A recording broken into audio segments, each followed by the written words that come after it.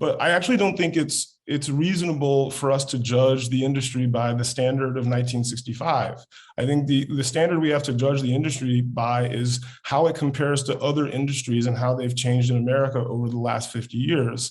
I think it is the most damning sort of statistic about Hollywood is that the least diverse business sector in American business. It is less diverse than finance. It is less diverse than oil and gas. Wow.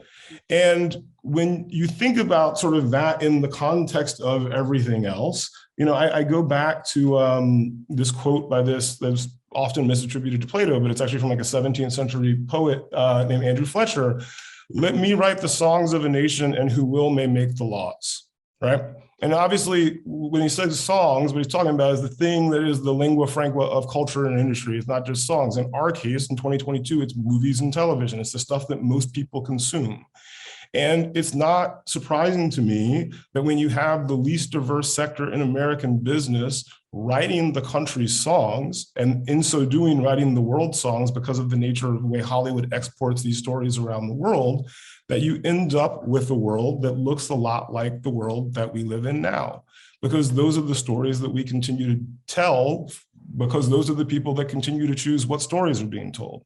I also, just going back to that McKinsey study for a second, and sort of a comment that Kenya made earlier about sort of the value of Black life and the value of Black stories, McKinsey put it in very clear terms. If you have a movie with a Black lead, you will get 24% less production budget on average. Right?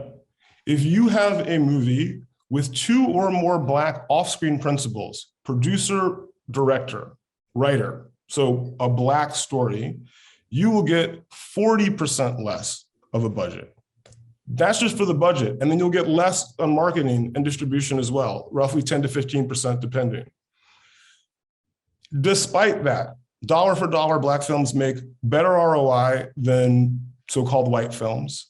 We outperform in international territories, despite the fact that people assume you can't sell Black films abroad on average. And I only just noticed this now, perhaps because we're talking about it in a sort of historical context, but what we're really talking about is Black movies get 60% of what white movies get to make them, which is very ironically 3/5.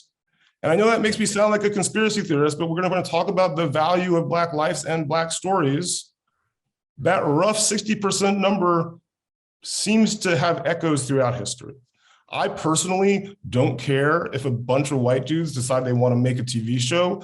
I just want to make sure that it's just as likely that a bunch of Black women who want to do the same thing get exactly the same support when they show up with just as much merit as those white dudes do. And I also want artists, frankly, to have the freedom to make the things as they want to see them made.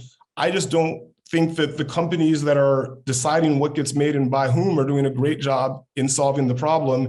And in many ways, these policies lay off the blame on the creators when it actually is with the system. And the fact of the matter is, I came to Hollywood because I want to make as much good film and television as humanly possible. And the only way we get there as a culture is by solving the problem of diversity. And it's notably also the fastest way we can make better stuff that has better business outcomes is to make sure that the people who are deciding what gets made and are making it actually look like the people who are consuming it, and they never have.